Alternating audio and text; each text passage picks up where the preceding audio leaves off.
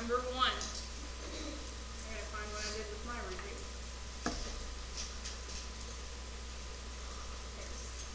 Number 1, I understand the directions are a little confusing on this. I'm going to solve this problem like it was on the test. And all you would have to do, is write the prime factorization for the test. The directions on the test are just going to tell you to write the prime factorization.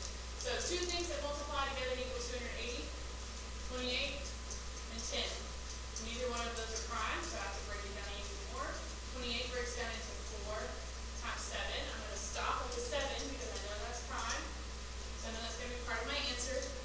4 is not. That breaks down into 2 times 2, both of which are prime. So I'll circle those because they're going to be part of my answer. And then 10 breaks down into 2 times 5, which are both going to be part of my answer. So when I go to write the answer, you can write it out as a product, or you can say this is 2 cubed times 5 times 7. So even if you wrote it out as 2 times 2 times 2 times 5 times 7, if you wrote it in a different order, that's fine. If you listed all the factors because the direction said to on this one, that is fine. Okay, this will be what the question asks for on the test. Number 2 is 305. What are two things that multiply together to equal 305? 5 and 61. Now both of those are prime. So 5 times 61 for number 2. Number 3 says factor the monomial, which means just write it out as a product of prime factorization. So it was 9a squared b. So I'm just going to write this out as 3 times 3 times a times a times b. That's all I got to do for that one. Yes? What are we writing with empty? When the directions say factor, I won't count off on this, but when the directions say write it as a factor, you want to write it out as a repeated multiplication. Okay? Number 4. Number 4 is 78x. So the only thing to factor is the 78. 78 breaks down into 2 times 39, and then 39 breaks down into 3 times 13, and then you've just got your x. So you would write 2 times 3 times 13 times x for that answer. Then number 5 is pretty easy. Is 1 a prime number? Is 1 a prime number? No. So would you write 1 times 7?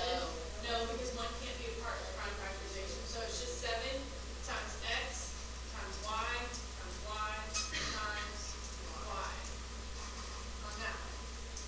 Number 6, tell whether the numbers are relatively prime.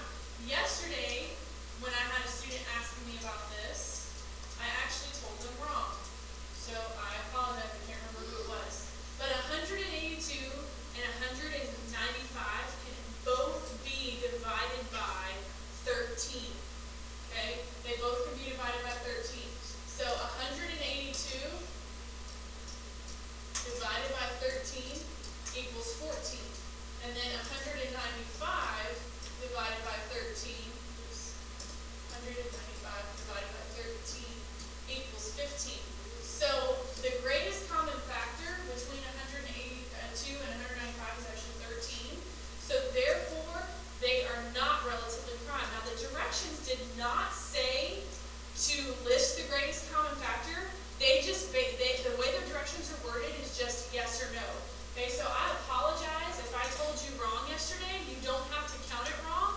Just know that the answer is no. They aren't relatively prime because their greatest common factor was 13. Now you didn't have to specify that. Number 7. Number 7 is 143 and 231. The first thing to do here would be to check, can either number be divided by 3? Okay, what's 1 plus 4? 5. What's 5 plus 3? 8. Okay, what's 2 plus 3? 5 plus 1, 6. So this one can be divided by 6. So basically, it's just a guess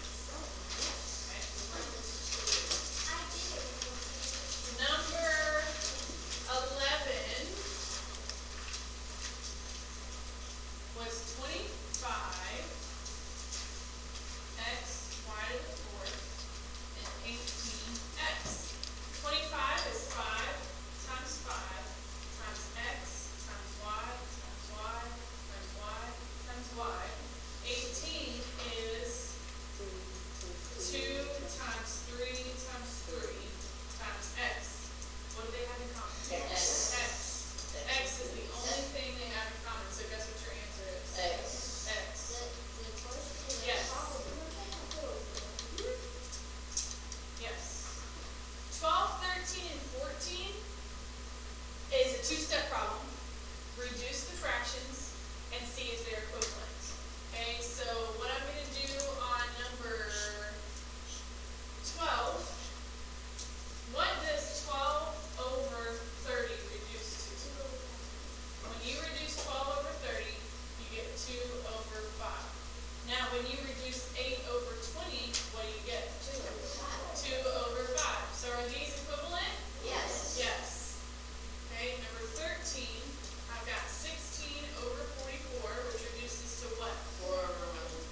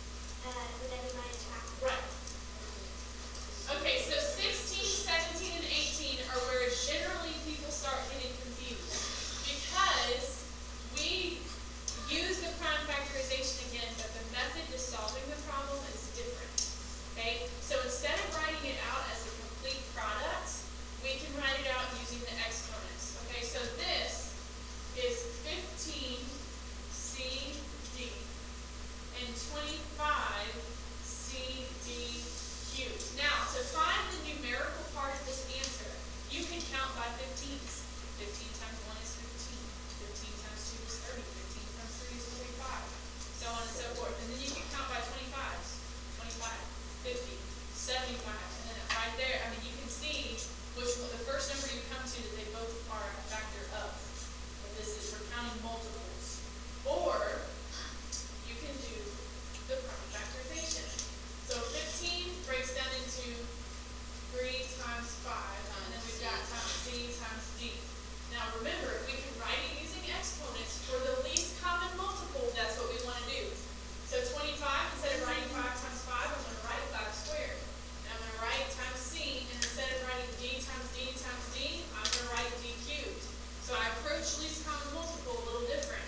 Now, every unique prime factor has to be represented. So 3 has to be represented. Now, between 5 and 5 squared, that's a shared factor. You pick the one that has the greater exponent, which is 5 squared. Now, these two are shared, so you only have to write it once. Now, D and D cubed, it's a shared factor, but write the one with the greater exponent. D cubed. Now you just multiply out. 3 times 5 squared is 3 times 25, which is 75 times C times D cubed. That's 16. Number 17 is 5G squared H cubed and 19G cubed H. Now you can't factor those. Why? Because they're both prime numbers. So you end up having to include both the 5 and the 19 in your answer. Now between G cubed and G squared, which one has the bigger exponent? G cubed. H cubed and H cubed. H cubed. Now what is 5 times 19? 95. 95 G cubed H cubed. There's your answer for 17. And number 18. Now you can factor out 18. 18U cubed breaks down into, so go ahead and leave it, 3 squared times 2, or 2 times 3 squared, and then U cubed. And then 24, T to the 4th U, breaks down into 2 cubed times 3 times T to the 4th U. Now, between 3 and 3 squared, which one has the greater exponent? 3 squared. Between 2 and 2 cubed, which one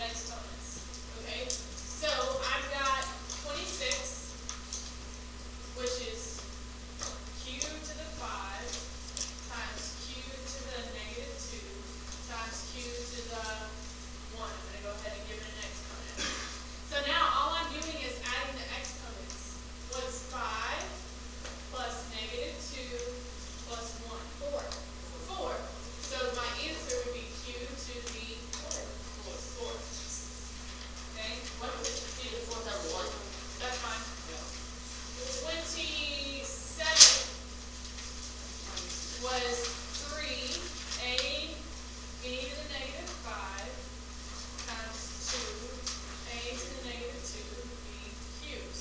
Now, I'm going to go ahead and multiply the numbers. What's 3 times 2?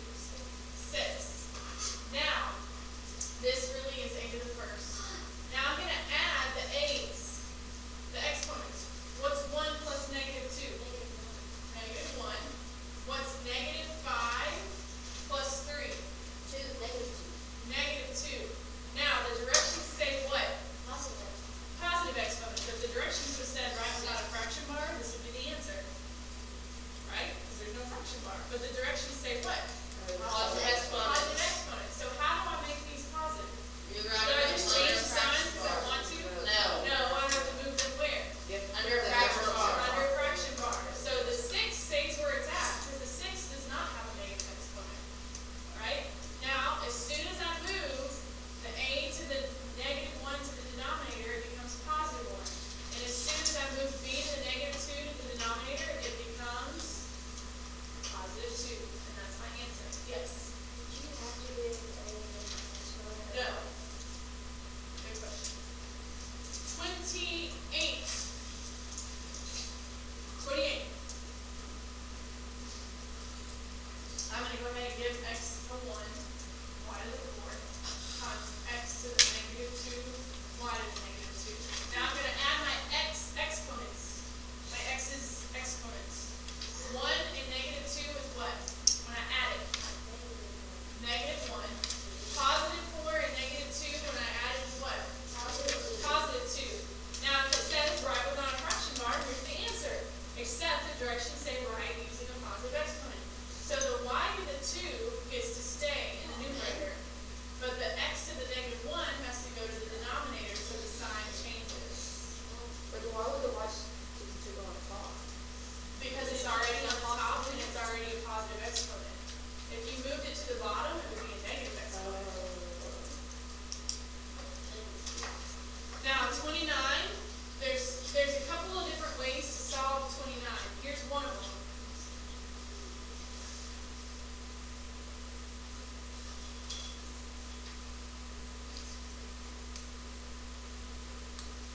Here's one of them. Cross out what they have in common.